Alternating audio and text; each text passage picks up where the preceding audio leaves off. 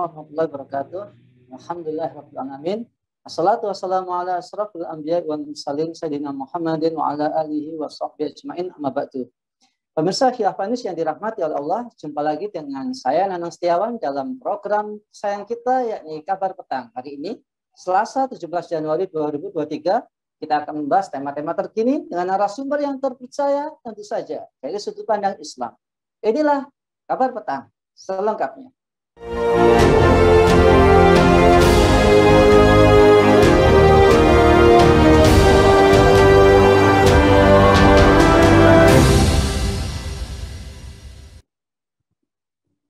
Pemirsa, Menteri Hukum dan Hak Asasi Manusia Yasona Hamonangan Lauli menjelaskan kitab Undang-Undang Hukum Pidana yang baru kepada American Indonesian Chamber of Commerce atau AICC. Setelah 77 tahun Indonesia merdeka, kita dapat mengadopsi KUHP, ya, KUHP sendiri, di mana prosesnya sudah berlangsung sejak tahun 1963. Kata Menkumham Yasona Lauli pada pertemuan American Indonesian Chamber of Commerce secara virtual di Jakarta pada hari Jumat. Selanjutnya Yasona Lauli meluruskan persepsi terkait kebebasan berekspresi. KUHP baru dengan jelas membedakan antara kritik dan penghinaan. Melakukan kritik yang berlandaskan atas kepentingan umum bukan kejahatan, namun penghinaan yang terhadap siapapun adalah kejahatan rasial yang dapat dilaporkan individu yang diserang. Apakah KUHP akan menjadi alat gebuk pemerintah di ruang digital? Apakah KUHP akan menjadi jubah hukum otoriter? Apakah KUHP berbahaya bagi umat Islam? Untuk membahasnya, kami terhubung dengan Presiden Pusat Kajian dan Analisis Data, yakni Bung Slamet Sugianto. Assalamualaikum, Bung Slamet. Waalaikumsalam warahmatullahi wabarakatuh, Mas Nanang. Masya Allah, tetap semangat dan tetap ini besar. Alhamdulillah, alhamdulillah. Besar opininya maksudnya. Masya Allah, Bung Slamet, apakah KUHP ini yang baru ini akan menjadi grand design menuju kebangkitan neo-orba? Iya, Mas Nanang yang senantiasa dirahmati Allah Subhanahu wa taala, pemirsa Khilafah Channel yang juga senantiasa dirahmati Allah Subhanahu wa taala. Saya kira setiap produk legislasi nasional apapun namanya termasuk undang-undang KUHP ini dia memiliki politik hukum. Artinya produk hukum itu selalu memiliki kepentingan-kepentingan politik yang diampu dan diproduk oleh para politisi atau para penyelenggara negara. Itu bisa dilihat dari sisi proses pembentukannya secara pembentukan perundang-undangan maupun materi yang ada di dalam undang-undang itu sendiri. Kalau kita coba mempertanyakan seberapa jauh sih ini sebetulnya keberadaan produk legislasi nasional undang-undang KUHP, apakah ini akan mengembalikan lagi kebangkitan organisasi orde baru maksud saya, maka kita bisa melihatnya dari sisi seperti apa sebenarnya kondisi faktual keberadaan undang-undang KUHP ini. Yang pertama, kalau kita melihat keberadaan KUHP ini kan sebetulnya tinggalan penjajah Belanda. Jadi keberadaan produk ini sesungguhnya adalah produk yang digunakan oleh penjajah dengan patron hukum Eropa kontinental, karena Belanda itu masuk dalam kawasan negara-negara Eropa saat itu dalam relasi antara penjajah dengan yang dijajah. Secara materi, isinya adalah proses pengaturan itu. Dan keberadaan KUHP sebagai sebuah norma, nilai dalam relasi penjajah dengan yang dijajah itu sesungguhnya kalau kita coba perhatikan keberadaannya itu di tengah living law atau hukum yang hidup pada saat itu sebelumnya maupun sampai sekarang, karena tidak bisa dipisahkan keberadaan produk perundang-undangan dalam norma-norma yang dikatakan sebagai norma hukum positif ini dengan keberadaan norma agama misalnya. Dan kita tahu kan proses pembentukan perundang-undangan yang ada di Indonesia itu kan sumber pembentukannya itu kan diadopsi dari norma hukum, norma agama, dan norma adat masuk di dalamnya. Itu yang pertama. Harus kita catat dari sisi kondisi faktual keberadaan undang-undang KUHP. Yang kedua, produk legislasi ini, KUHP ini adalah produk carryover. Carryover itu maksudnya adalah produk legislasi nasional tinggalan DPR dari kurun waktu ke kurun waktu, dari periode ke periode. Dan setelah revisi Undang-Undang Nomor 12 Tahun 2011 kemarin soal proses pembentukan perundang-undangan yang memasukkan sebuah klausul atau pasal kebolehan membentuk undang-undang secara dengan metode omnibus, yaitu menggabungkan berbagai produk-produk undang-undang, maka KUHP produk legislasi carryover ini akhirnya menjadi semacam produk perundang-undangan kompilasi dari berbagai produk yang mengatur mengenai norma pidana. Dan kita tahu keberadaan Undang-Undang P3 Nomor 12 Tahun 2011 yang memasukkan klausul atau pasal mengenai mekanisme omnibus di dalam penyusunan perundang-undangan itu ditandai dengan inkonstitusional bersyarat sebuah amar putusan MK yang dikeluarkan ketika gugatan formil atas Undang-Undang Ciptaker itu akhirnya dilakukan oleh berbagai pihak dan dipertanyakan sebenarnya urgensitas keberadaan Undang-Undang Ciptaker.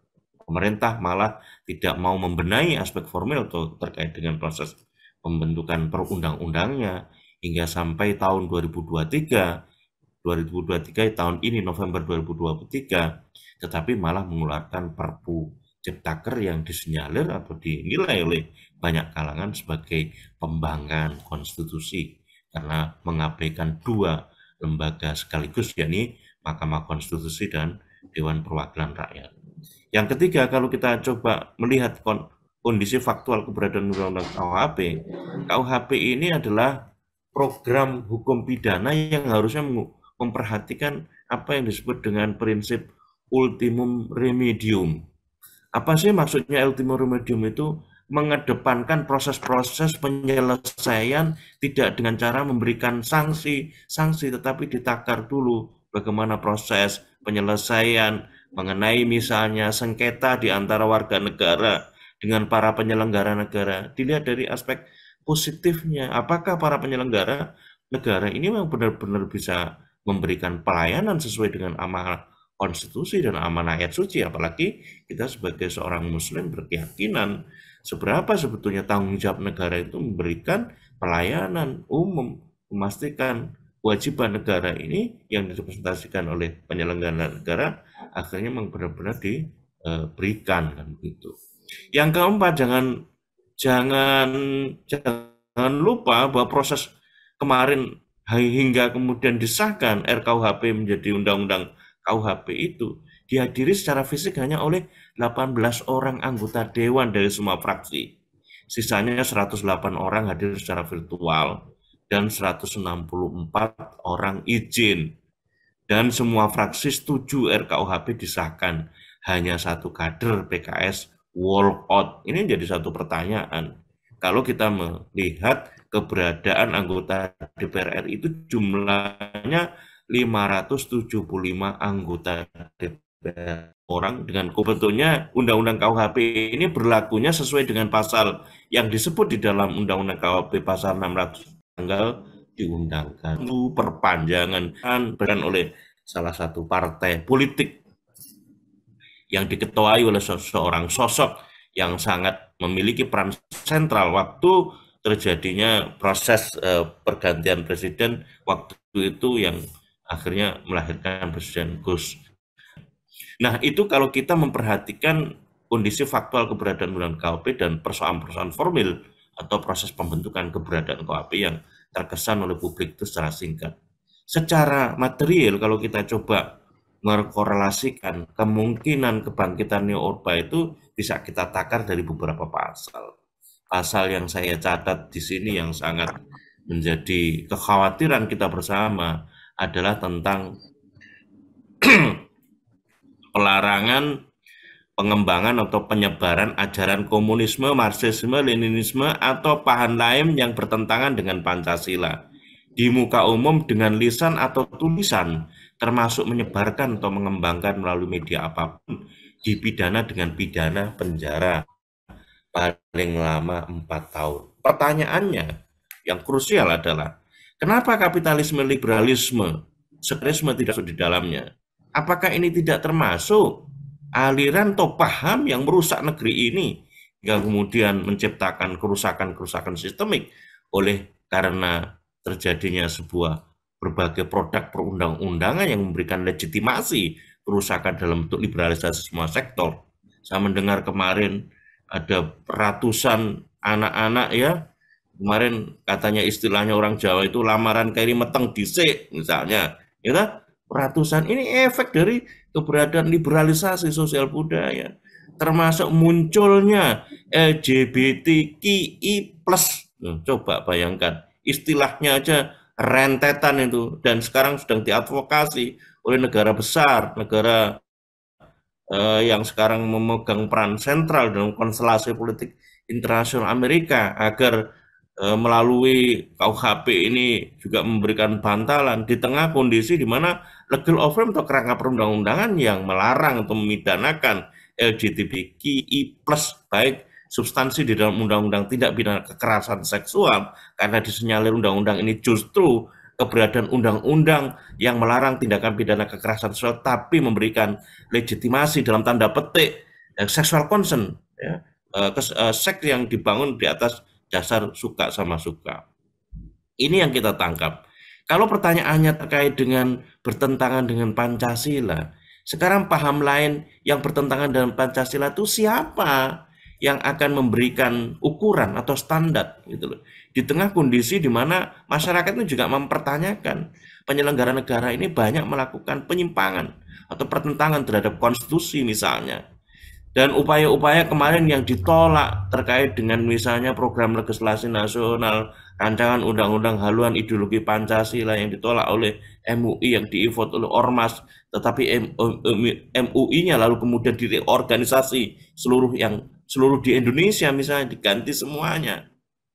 Itu juga satu persoalan, di mana rancangan undang-undang BPIP, Badan Pembinaan Ideologi Pancasila, masih belum juga tuntas karena banyak orang yang mempertanyakan. Bahkan kalau kita coba perhatikan kemarin mengenai substansi di dalam salah satu pasal, apakah rancangan undang-undang BPIP atau rancangan undang-undang haluan ideologi Pancasila, ya kalau saya tidak salah menyebut, ada upaya pemerasan Pancasila itu sendiri dalam Trisila atau Ikasila. Siapa sesungguhnya yang mengkhianati Pancasila itu sendiri, dan yang sangat memungkinkan untuk melakukan pengkhianatan terhadap konstitusi sendiri itu ya tentu para penyelenggara negara yang memiliki.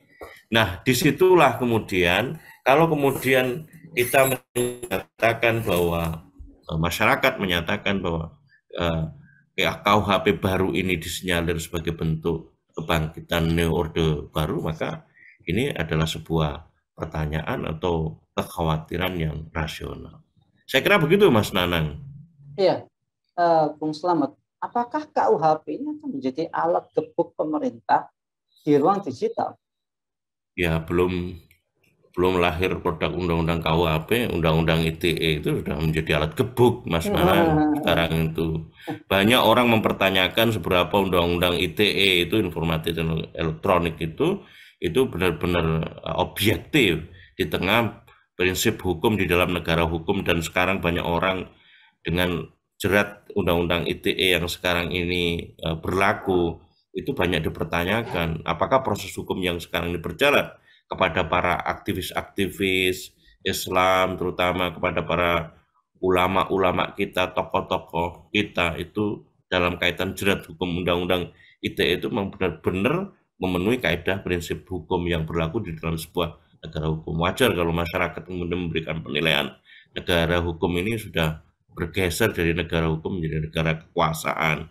Misalnya prinsip hukum mengenai equality before the law, kesamaan kedudukan di dalam hukum, terus kemudian presumption of innocence, praduga tidak bersalah, apakah secara formil, secara proses menjadikan tersangka, terdakwa dalam proses penyidikan hingga kemudian pengadilan itu sudah memenuhi kaidah-kaidah yang mereka sepakati sendiri. Ini saja menjadi satu persoalan terkait dengan undang-undang ITE di tengah kemarin tuntutan untuk melakukan revisi undang-undang ITE dan dimasukkan ke dalam agenda program legislasi dan tidak kunjung dipenuhi.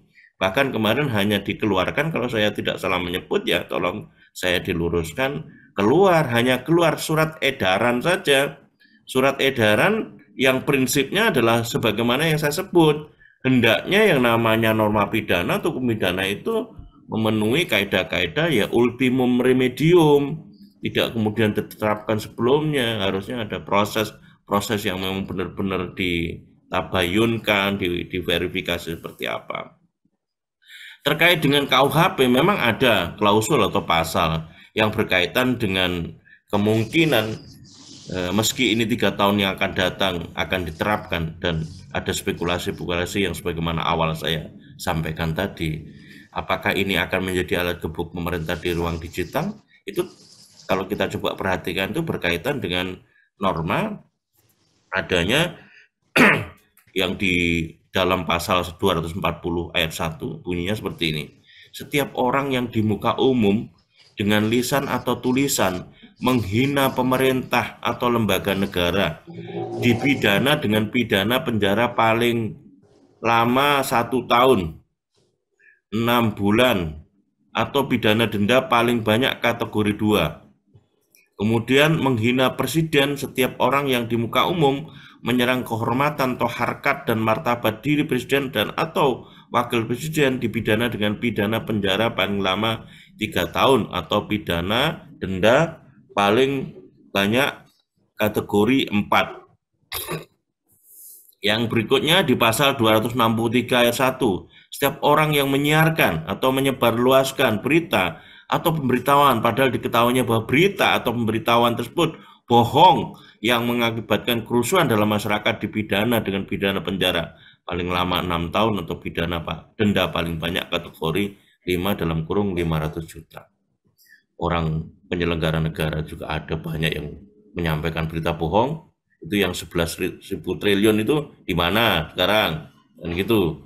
Itu kendaraan SMK itu di mana sekarang? Dulu katanya tidak impor beras, tidak impor jagung, sekarang ternyata impor. Apakah itu bukan berita bohong? Gitu loh.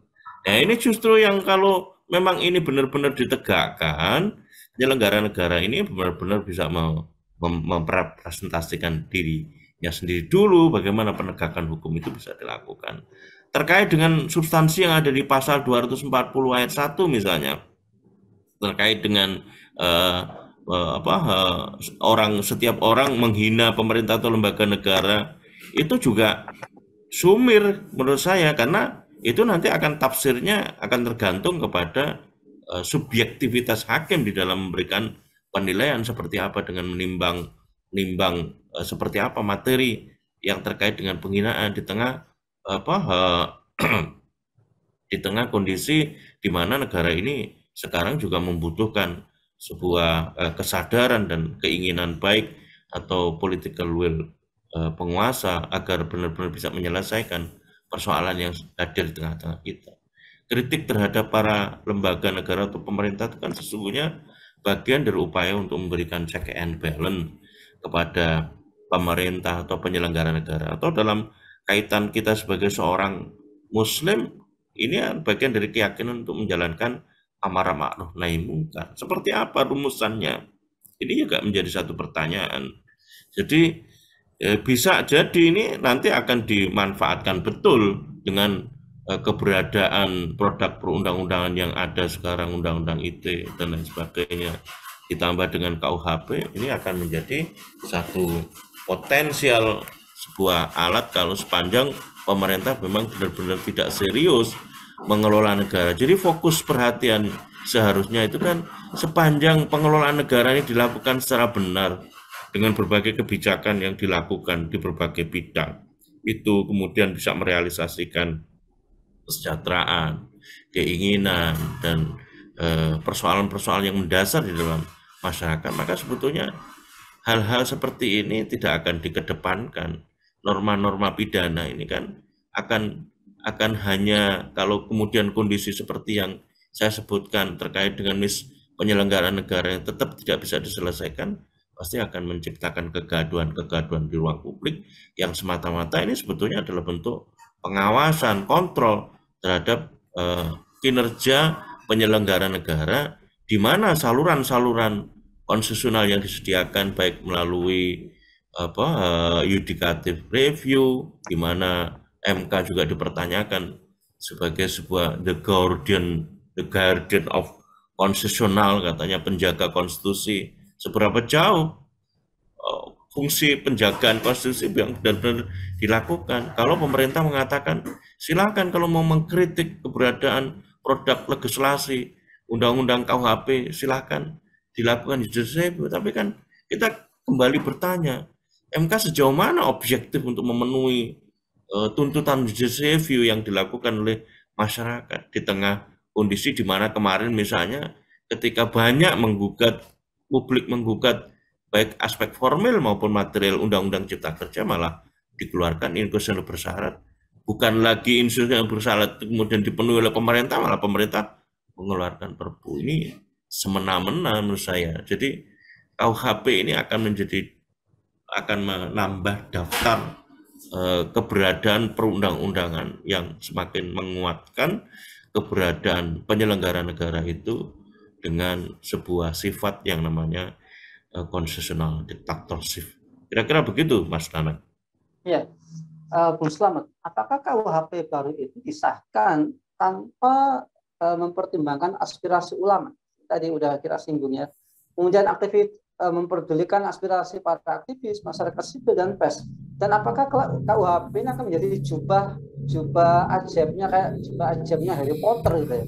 Dipakai hilang, dipakai bisa kesana kesini dan ngambil ini itu gitu ya. Apakah akan seperti itu, Muslim? Iya, Mas Nanang, kalau memperhatikan satu persoalan mendasar dalam kurun waktu ke waktu ya, dengan keberadaan MK yang kemarin dibentuk berdasarkan amanah reformasi setelah terjadi amandemen Undang-Undang 45 mulai 1999 sampai 2002. Produk legislasi nasional kita yang melahirkan berbagai produk undang-undang, apalagi Perpu ya. Nah, Perpu itu kan secara konstitusional diatur dia minim partisipasi publik atau nir partisipasi publik. Tetapi problem yang terkait dengan undang-undang, keberadaan undang-undang sejak kemarin kita membentuk yang namanya MK itu ya sebagai amanah reformasi, terutama pada era Jokowi ini, problem yang terbesar itu adalah problem formil. Apa yang saya katakan dengan problem formil? Problem minimnya partisipasi publik atau kebersamaan ruang kepada kelompok-kelompok masyarakat, apalagi kalau ini berkaitan dengan soalan-soalan tadi itu yang disebut dengan paham-paham Marxisme-Leninisme atau paham lain yang bertentangan dengan Pancasila. Ini kan domain keyakinan, harusnya ulama dilibatkan karena ini masuk ke dalam domain pembahasan keyakinan atau agama.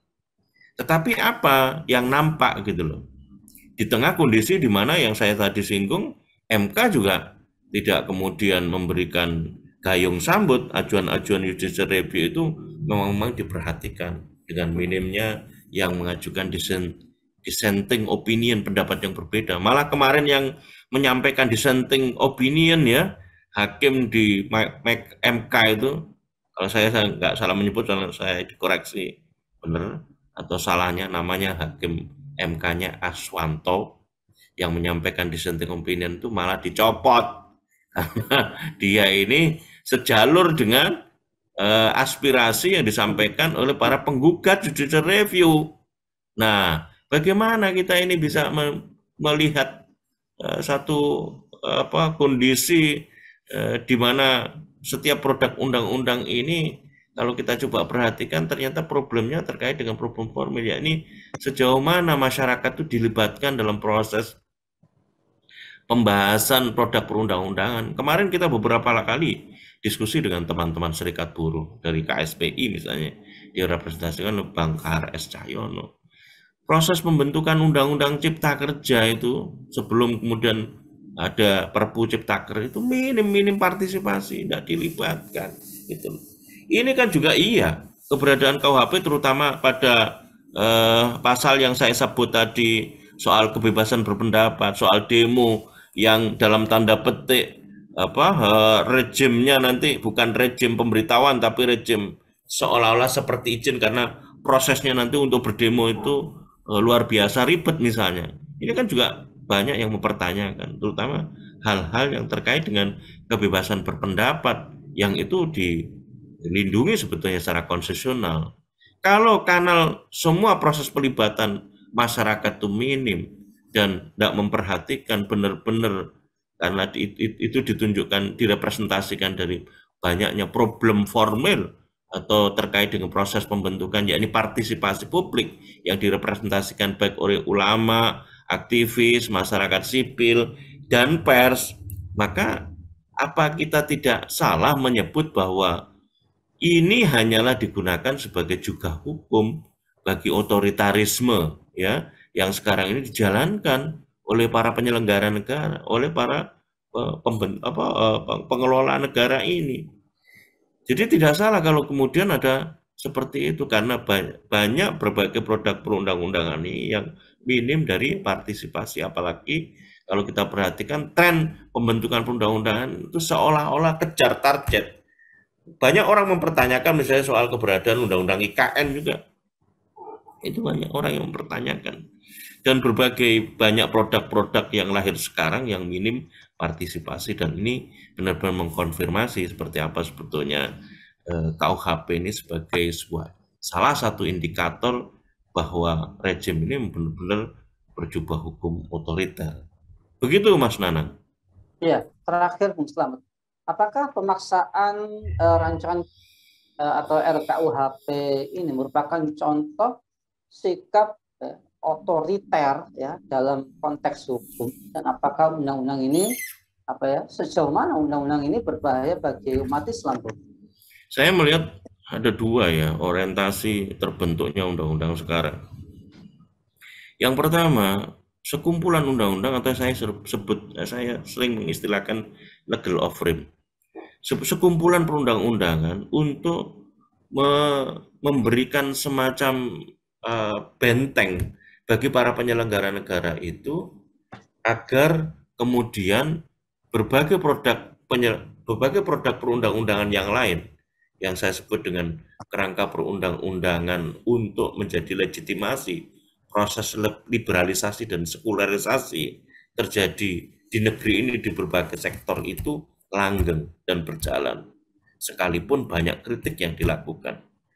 Jadi kalau kita coba klaster, ini ada legal of frame yang terkait dengan bagaimana jagain agar publik itu kemudian tidak bisa ngapa-ngapain atau tidak bisa mempermasalahkan terkait dengan keberadaan legal of frame yang lain atau klaster produk perundang-undangan yang lainnya dipakai sebagai legitimasi proses liberalisasi yang ada di negeri ini.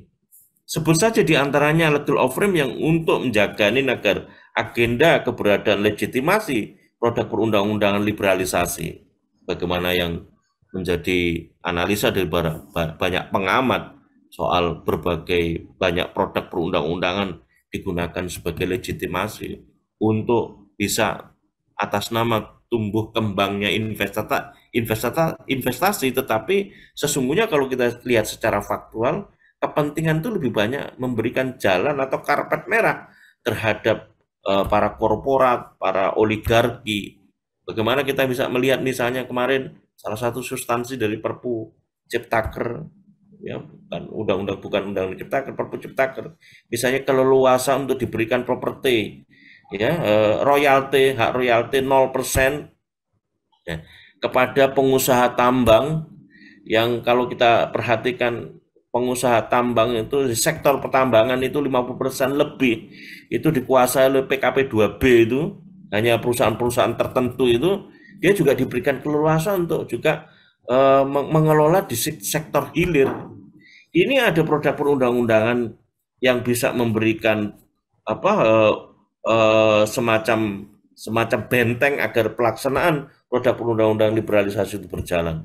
Di antaranya kalau saya melihat yang bisa membentengi agar ini berjalan adalah undang-undang ormas, termasuk undang-undang KUHP ini, Undang-Undang ITE itu juga salah satu legal offering yang saya sebut seperti itu. Nah, kalau kita coba perhatikan dengan kondisi fakta keberadaan produk undang-undang ini, sesungguhnya kalau menurut saya ini adalah satu realitas yang kemudian menunjukkan kepada kita bahwa inilah tampilan dari produk perundang-undangan buah hasil dari kesepakatan. Buah hasil dari kesepakatan atas pilihan sistem politik yang sekarang ini ada. Karena sistem hukum itu akan sangat ditentukan oleh sistem politik. Produk hukum itu akan sangat ditentukan oleh seberapa jadi proses politik yang berjalan. Sementara pilihan sistem politik demokrasi itu hanya dipakai sebagai jalan saja yang bisa memberikan kemudian jalan lapang bagi siapa-siapa yang dominan menentukan dan mengendalikan politik. Siapa itu? Ya, itulah para oligarki, ini sangat berbahaya. Makanya kemudian kalau realitasnya sekarang sebetulnya kalau kita lihat Indonesia ini sebagai mayoritas muslim terbesar dengan sumber daya alam yang melimpah, sumber daya manusia yang melimpah.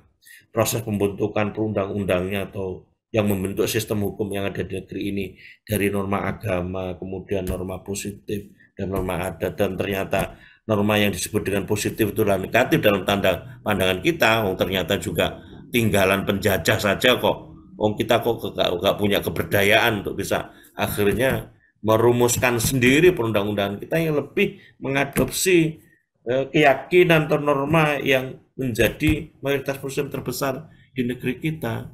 Ini sebetulnya yang perlu kita renungkan, bagaimana merealisasikan produk perundang-undangan yang memiliki tidak hanya jaminan penyelesaian persoalan di dunia, tapi juga jaminan penyelesaian di akhirat. Dan sesungguhnya Islam sebagai sebuah ideologi itu memberikan satu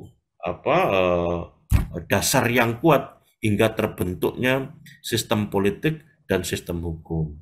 Nah, keberadaan produk sistem hukum kita kalau tidak mau bermasalah dari aspek law making process maupun law of enforcement-nya hanya bisa dijalankan ketika ini menjadi sistem hukum Islam.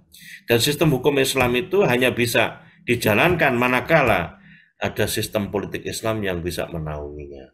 Maka keberadaan sistem hukum Islam itu harus diampu oleh sebuah sistem politik yang kompatibel, yang bisa menjalankan kepentingan sebagaimana yang diperintahkan oleh Allah Subhanahu wa taala.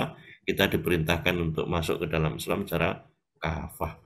Ya ayyuhalladzina amanu udkhulu fis-silmi kafah wa la tattabi'u khutuwatis syaitan innahu lakum aduwwum mubin. Begitulah Mas Nanang yang bisa saya sampaikan. Mohon maaf. Masya Allah, jadi kalau ketemu Bung Slamet ini seolah ketemu tokoh nasional ini. Karena cakupannya juga cakupan nasional. Baik, semoga Bung Slamet sekian sekeluarga senantiasa dilindungi oleh Allah dan salam amin, sehat amin, amin. Selalu. Amin, amin. Para pemirsa Khilafah News yang dirahmati oleh Allah, demikian bincang-bincang kita dengan Bung Slamet Sugianto, semoga membawa faedah tersendiri bagi kita, menjadikan kehidupan kita ke depan lebih baik, dan tentunya semoga didengar oleh para penganut kebijakan di negeri ini agar tidak menyengsarakan rakyatnya. Saya Nanang Setiawan undur diri, sampai jumpa di lain kesempatan. Jangan lupa like, komen positif, share sebanyak-banyaknya, semoga menjadi amal kebaikan buat kita semua. Saya undur diri. Assalamualaikum warahmatullahi wabarakatuh. Waalaikumsalam.